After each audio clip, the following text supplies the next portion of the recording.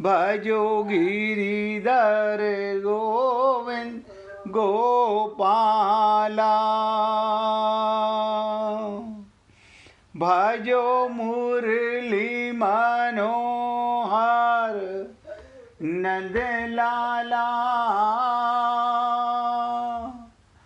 भजो मुरली मनोहर नंद लाला। भजो गिरिधर गोविंद गोपाला। भजो गिरिधर गोविंद गोपाला। भजो मुरली मनोहर नंद लाला। भजो मुरली मनोहर नंद लाला। भजो गिरिधर गोविंद गोपाला। भजो गिरिधर गोविंद गोपाला। बोलिए वृंदावन बिहारी लाल की जय। जय जय श्री राधे। जय जय श्री राधे। सभी भक्तों से निवेदन, बहुत एकाग्रचित होकर सत्संग के प्रत्येक शब्द को पूरी एकाग्रता के साथ हृदयंगम करें। दूसरे अध्याय के भगवान की वाणी सुनकर कल आपको बताया गया कि अर्जुन को कैसा जोश आया और वो अपनी तरफ से सफाई देने लगा।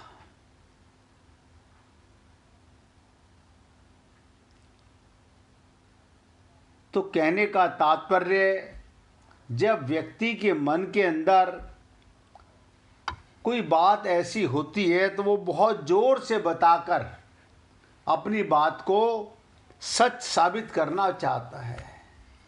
लेकिन भगवान हैं, भगवान तो भगवान हैं, वो सब जानते हैं कि व्यक्ति की अज्ञानता कहाँ पर है, कमजोरी कहाँ पर है, वो कहाँ से बोल रहा है। तो कल आपके साथ दूसरे अध्याय के 5वें श्लोक तक चर्चा की गई कि भगवान के वचनों में ऐसी विलक्षणता है, वो अर्जुन के भीतर अपना प्रभाव डालते जा रहे हैं। ये बात मैं आपको क्यों निवेदन कर रहा हूँ कि आप और हम लोग भी सोच के देखें, अगर भगवान की वाणी का भी हमारे अंदर प्रभाव नहीं पड़ रहा तो इसमें या तो मेरे बताने में कमी है या आपकी एकाग्रता में कमी है। कोई एक कारण जरूर होगा। या तो मैं आपको सरलता से बता नहीं पा रहा हूँ या आप अपने मन को एकाग्र नहीं कर पा रहे हैं।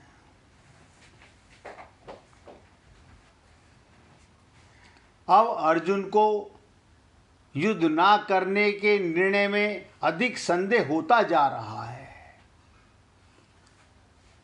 ऐसी अवस्था को प्राप्त हुआ अर्जुन क्या कहता है, अब ध्यान से सुनिएगा। यानी बीच में फंस गया, जैसे आप और हम सब लोग फंसे हुए हैं। पाना चाहते हैं भगवान को और अज्ञान को मारना नहीं चाहते हैं, भ्रम को मिटाना नहीं चाहते हैं। आनंद की संतान होकर हम लोग किसी न किसी अज्ञानता के चक्कर में फंसे हुए हैं।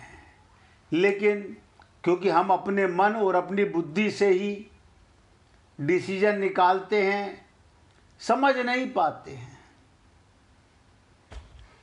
अब तक तो यही हो रहा है, लेकिन हिम्मत मत हारिए। अगर भगवान की वाणी का एक एक शब्द अमृत समझ करके अगर आप और हम लोग हृदयंगम करेंगे तो सुनिश्चित एक दिन कल्याण होगा। छठे श्लोक में अर्जुन क्या कहता है भगवान से?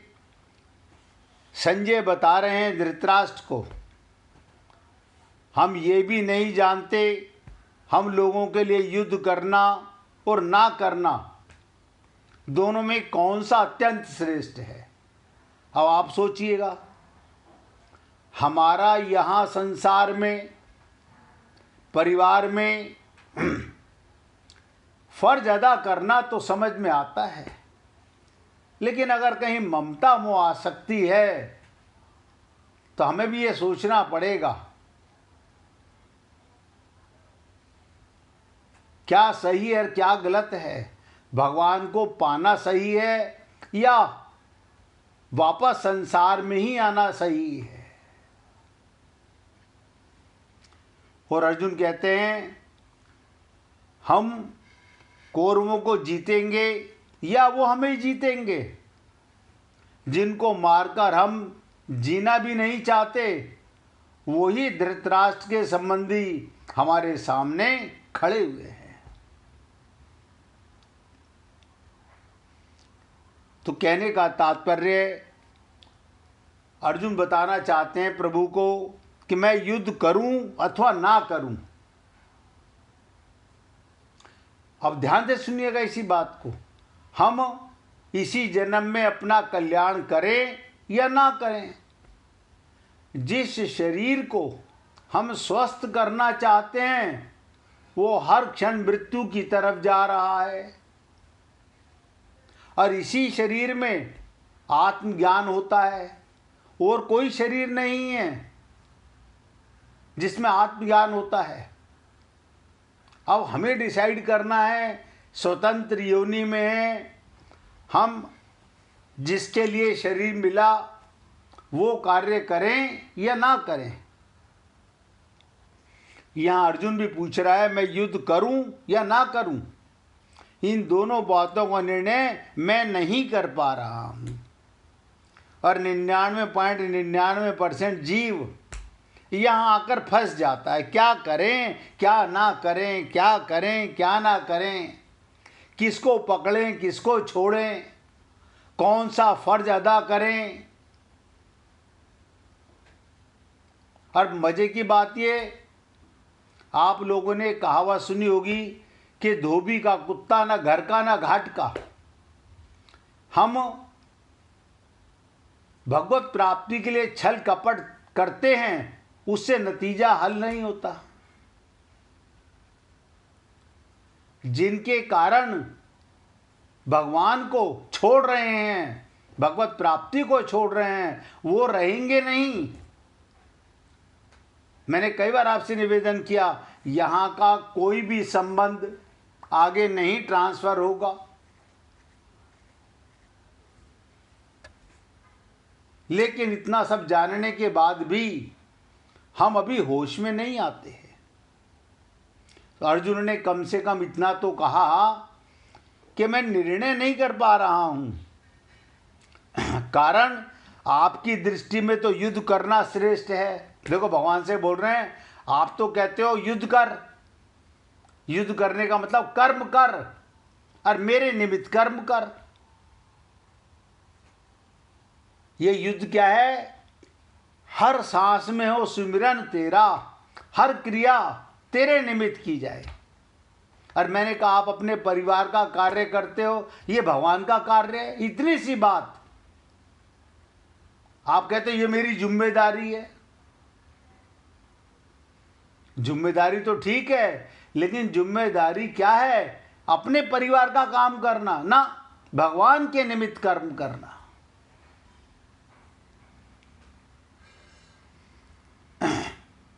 तो अर्जुन कहता पर मेरी दृष्टि में गुरुजनों को मारना पाप होने के कारण युद्ध ना करना भी श्रेष्ठ है।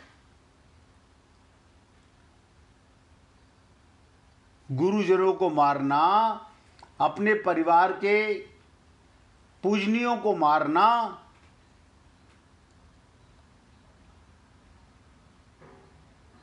इसलिए मैं युद्ध नहीं करना चाहता। इन दोनों पक्षों को सामने रखकर मेरे लिए कौन सा पक्ष अत्यंत श्रेष्ठ है। अब आप देखिएगा, आप और हम लोग किसी गुरु के पास जाकर या भगवान के पास जाकर डॉक्टर के पास तो खूब इलाज कराते हैं। डॉक्टर साहब बढ़िया से बढ़िया दवा बताइए, कीमत की चिंता मत कीजिए, पैसे की दिक्कत नहीं है, बस आप इलाज बताइए। लेकिन यहाँ संत महात्मा बताते भी हैं, भगवान गीता में बता भी रहे हैं, लेकिन हम, अब ध्यान दीजिएगा, अक्सर लोग कहते हैं आप किसी को छोड़ने के लिए मत कहिएगा। बस हम आपसे आज निवेदन करते हैं, किसी को छोड़ना ही नहीं है, किसी को त्यागना नहीं, सबके काम करने हैं। क्या मानकर कि मैं भगवान का कार्य कर रहा हूं। अब तो छोड़ने वाली बात ही नहीं है, कोई अपना पराया है ही नहीं। क्योंकि अब आगे आगे आप लोग जब सुनेंगे तो बहुत कुछ क्लियर होने लगेगा, बहुत कुछ समझ आने लगेगा।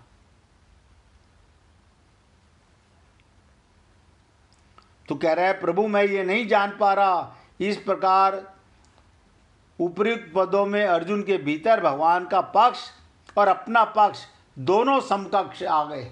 यानी मैं अपना मानूं या आपका मानूं। आप कहते हो युद्ध कर, और मैं कहता हूं मैं इनको मारना नहीं चाहता। अभी भगवान इसका क्या जवाब देंगे, उस समय मैं आपसे निवेदन करूंगा। अभी तो प्रश्न को गंभीर से सुनो, फिर जवाब भी आप समझ पाएंगे। तो कहते हैं, अगर आपकी आज्ञा के अनुसार युद्ध भी किया जाए तो हम उनको जीतेंगे या वो हमें जीतेंगे, इसका हमें पता नहीं। यहाँ अर्जुन को अपने बल पर अविश्वास नहीं है, भविष्य पर अविश्वास है कि कल क्या होने वाला है ये हमें पता नहीं। अपनी ताकत पर अविश्वास नहीं है, अपनी ताकत पर तो भरोसा है, लेकिन कल क्या होगा इसका हमें क्या पता। क्योंकि भविष्य में क्या होने वाला है इसका किसी को क्या पता। तो अर्जुन कहता है, हम तो कुटुंबियों को मारकर जीने की भी इच्छा नहीं रखते, भोगने की, राज्य प्राप्त करके हुक्म चलाने की बात तो बहुत दूर रही। कारण अगर हमारे कुटुंबी मारे जाएंगे तो हम जीकर क्या करेंगे। अपने हाथों से कुटुंब को नष्ट करके बैठे बैठे चिंता शोक ही तो करेंगे भगवान। देखो, अंदर का दर्द, अंदर की अज्ञानता, अंदर का मोह, अंदर की ममता, ये उबाले मारती है। भगवान का प्रेम उबाले नहीं मार रहा अभी, जबकि अर्जुन के रथ पर भगवान विराजमान है। आप हम सबके हृदय में हरि मिलत हैं, हमारे रथ पर भी भगवान बैठे हुए हैं।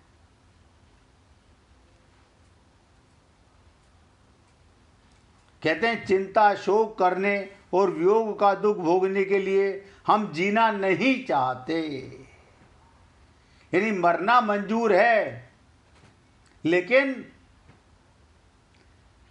भिक्षा मांगकर जीवन यापन करना हमें मंजूर है। लेकिन प्रभु, आपकी बात हमें थोड़ा कम जच रही है, हमें कम जच रही है। हम जिनको मारकर जीना भी नहीं चाहते, वही धृतराष्ट्र के संबंधी हमारे सामने खड़े हैं। क्यों? ये सारे हमारे कुटुंबी हैं। उन कुटुंबियों को मारकर हमारे जीने को धिक्कार है।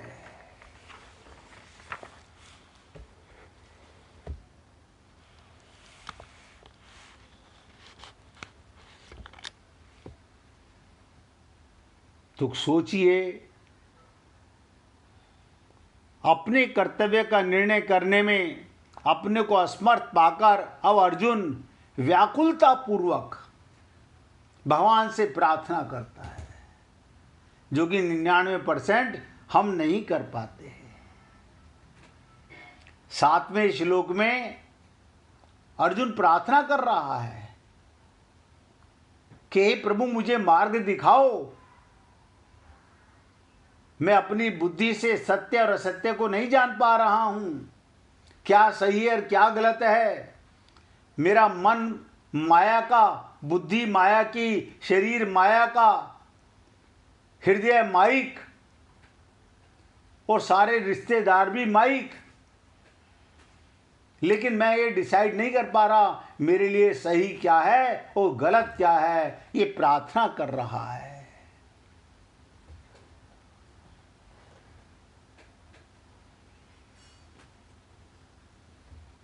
तो क्या कहता है कि हे गोविंद, यहां पर ही गुरु एवं भगवान की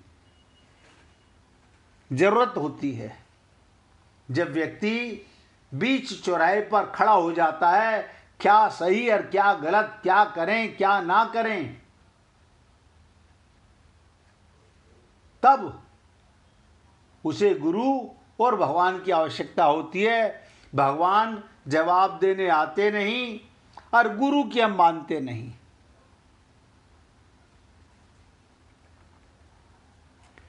क्योंकि हम लोग भी नहीं समझ पाते अपनी बुद्धि से क्या सही है और क्या गलत है।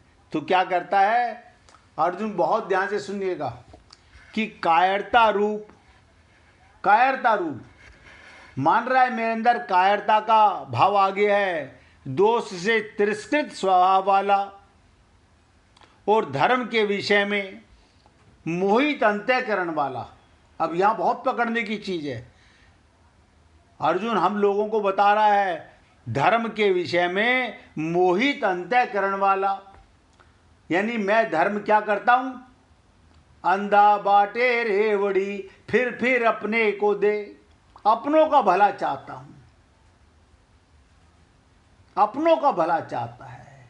ये जीव ऐसी निकृष्ट स्थिति में आ गया है कि 7वें श्लोक में अर्जुन कह रहा है कि कायरता रूप दोष से तिरस्कृत स्वभाव वाला और धर्म के विषय में मोहित अंतःकरण वाला मैं आपसे पूछता हूं। देखिए, आपको बताने जा रहा हूं, आगे भगवान की बात अर्जुन तो मानेगा, लेकिन हम अपने मन और बुद्धि के इतने जबरदस्त गुलाम हो चुके हैं, अज्ञानता हमारे ऊपर इस कदर हावी हो चुकी है।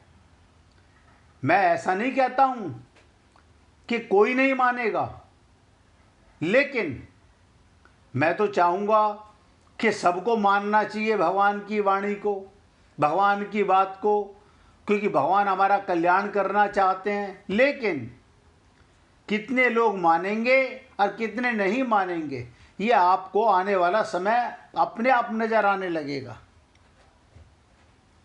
तो अर्जुन ने एक बहुत बड़ी बात कही हमारी तरफ से कि धर्म के विषय में मोहित अंतःकरण वाला मेरा अंदर मोह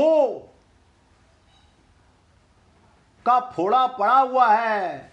मैं तो इन्हीं को धर्म मान रहा हूं, मोह को ही धर्म मान रहा हूं। मैं आपसे पूछना चाहता हूं, जो निश्चित कल्याण करने वाली हो वो बात मेरे लिए आप कहिए। तो इसका मतलब हमारे को गुरु पर डाउट होता है, भगवान पर भी डाउट होता है। अब जब तक श्रद्धा विश्वास ही नहीं तो क्या गुरु करेगा और क्या भगवान करेगा। तो अर्जुन पूछता है, मैं फंसा हुआ, आप मुझे बताइए, मेरे लिए, मैं आपका शिष्य हूं। अब ध्यान से सुनिएगा, पहली बार गीता के दूसरे अध्याय के 7वें श्लोक में अर्जुन जानता था कि भगवान कहेंगे ये तो अपने गुरु से जाकर पूछ, मुझसे क्या पूछ रहा है। तो कहता है मैं आपका शिष्य हूं।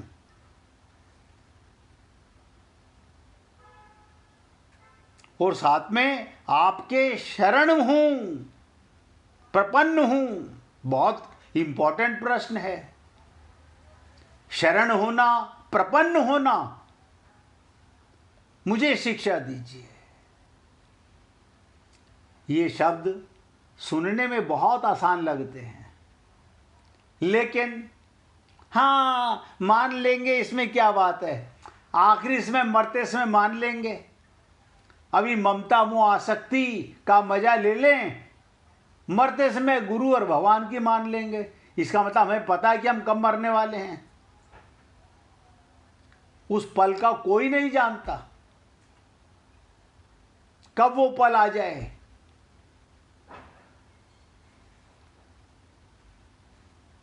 न कल का पता ना पल का पता, क्यों सोच रहा रे वर्षों की। हर सांस में हमारी मृत्यु करीब आती जा रही, हर सांस में। बताइए, इसी सांस में भगवत प्राप्ति हो सकती है और यही सांस मृत्यु की ओर ले जा रहा है। अब आपका ध्यान कहां पर है ये आप समझ सकते हैं।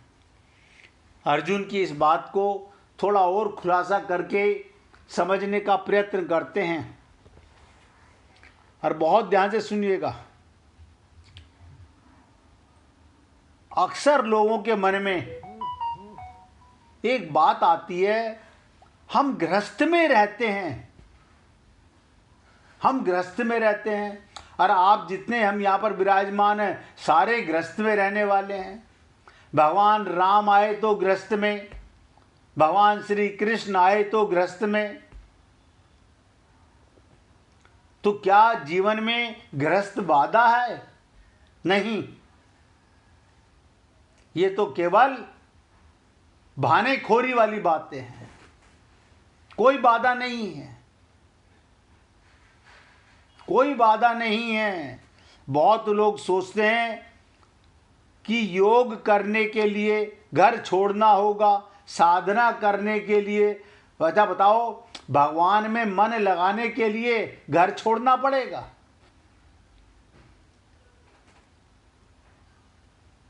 परिवार छोड़ना पड़ेगा या कोई कठिन नियम चाहिए? लेकिन ये भ्रम, ये धोखा, सच्ची वादा गृहस्थी नहीं। तब ध्यान से सुनो, क्या ये सच्ची वादा है गृहस्थी? भगवान को तो गृहस्थ आश्रम सबसे ज्यादा पसंद है, क्योंकि यहां हर पल परीक्षा हो रही है तुम्हारी। ये साल में एक बार परीक्षा नहीं, हर सांस में परीक्षा हो रही है। सच्ची वादा गृहस्थी नहीं है, सब नोट करें, बल्कि अपने मन में पड़े हुए संस्कार और आदतें हैं जो अनगिनत जन्मों से हमारे साथ चली आ रही है। हमारे मन में पड़े हुए संस्कार और आदतें हैं जो अनगिनत जन्मों से चली आ रही हैं। आप जहां भी जाएं, आपके संस्कार आपके साथ रहेंगे, इसलिए भागने से कुछ नहीं होगा। मंदिर में जाओगे वहां भी संस्कार, गुरु के पास जाओगे वहां भी संस्कार। गृहस्थ में रहते हुए भी योग पूर्ण रूप से किया जा सकता है। यानी योग माने भगवान के निमित्त कर्म, बाहर की दुनिया में ध्यान हटाना, ध्यान से सुनो, बाहर की दुनिया से ध्यान हटाना, मन को शांत करना और आत्मा को उसके शुद्ध रूप में पहचानना, यही योग है। ये गृहस्थ जीवन में पूरी तरह संभव है। कल मैंने आपको निवेदन किया कि मीरा को गुरु रविदास ने क्या कहा, मन के अंदर जो मलिनता है, हलचल है, उबाला है, उसे शांत होने दे। और देख, जो गंदा तुझे जल नजर आ रहा था, 5 मिनट में वो शांत निर्मल हो गया। लेकिन 5 मिनट तो बहुत बड़ी चीज है, 1 मिनट शांत नहीं रहते।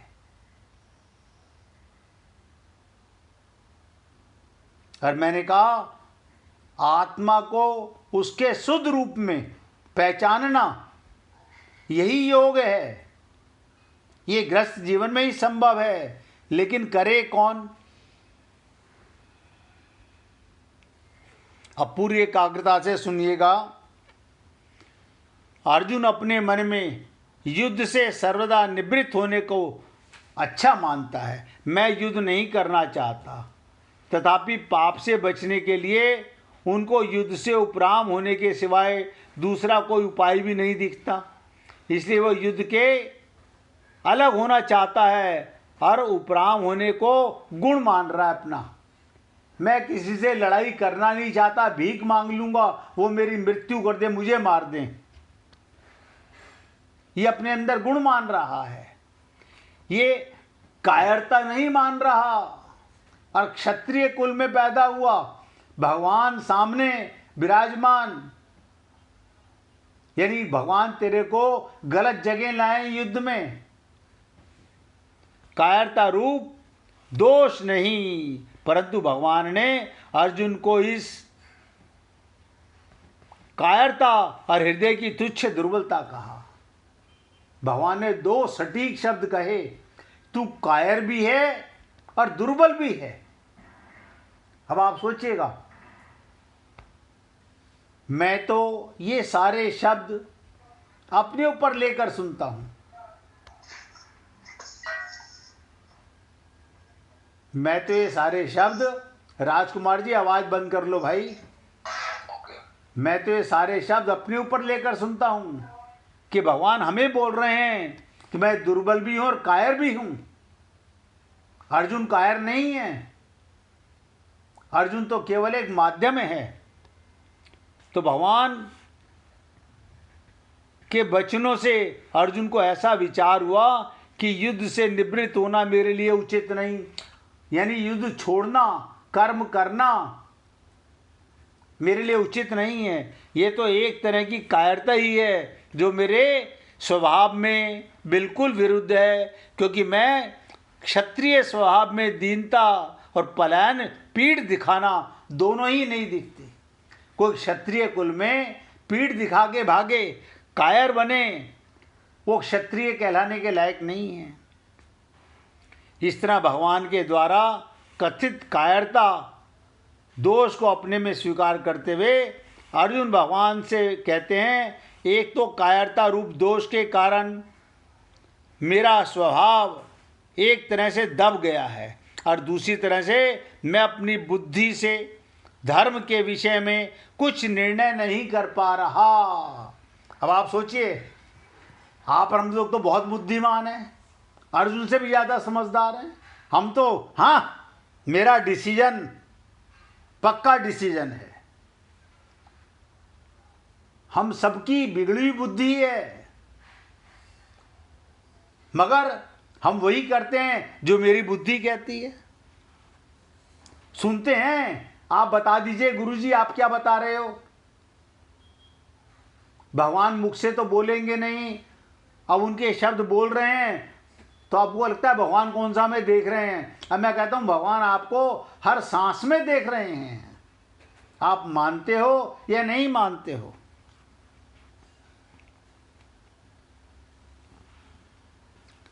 अर्जुन ने स्वीकार किया मैं अपनी बुद्धि से धर्म के विषय में कुछ निर्णय नहीं कर पा रहा हूं। मेरी बुद्धि, ध्यान दीजिएगा कैसा विचित्र शब्द कहा अर्जुन ने, ऐसी मूढ़ता छा गई है, मेरी बुद्धि में पत्थर पड़ गए हैं कि धर्म के विषय में मेरी बुद्धि कुछ भी काम नहीं कर रही। जब मैंने आपसे तीसरे श्लोक पर चर्चा की, भगवान ने बोलना चालू किया, तो तीसरे श्लोक में भगवान ने अर्जुन को स्पष्ट रूप से आज्ञा दी कि हृदय की तुच्छ दुर्बलता को, कायरता को छोड़कर युद्ध के लिए खड़े हो जाओ।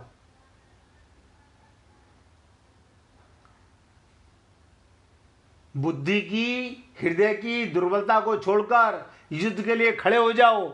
इससे अर्जुन को धर्म कर्तव्य के विषय में कोई संदेह नहीं रहना चाहिए था। फिर भी संदेह करने का कारण ये, एक तरफ तो युद्ध में कुटुंब का नाश करना, पूज्य जनों को मारना अधर्म पाप दिखता है, और दूसरी तरफ युद्ध करना क्षत्रिय का धर्म दिखता है। अब बताइए क्या धर्म और क्या अधर्म, अब निकालिए डिसीजन। यानी भगवान तुझे कह रहे हैं तू युद्ध कर, इसका मतलब भगवान तुझसे अधर्म कराना चाहते हैं। सीतारामाचार्य जी ने बड़े सरल शब्दों में कहा, इस देह में हरि मिलत है, डिसाइड तुम करो धर्म क्या है और अधर्म क्या है। मेरे मुंह से क्यों कहलवाते हो? भगवान को पाना धर्म है और ममता मोह आसक्ति में मरना अधर्म है। लेकिन आज तक तो यही होता आ रहा है। 1 मिनट भगवान का कीर्तन कीजिए, फिर आगे चर्चा करेंगे। हरे कृष्ण कृष्णा कृष्णा कृष्णा हरे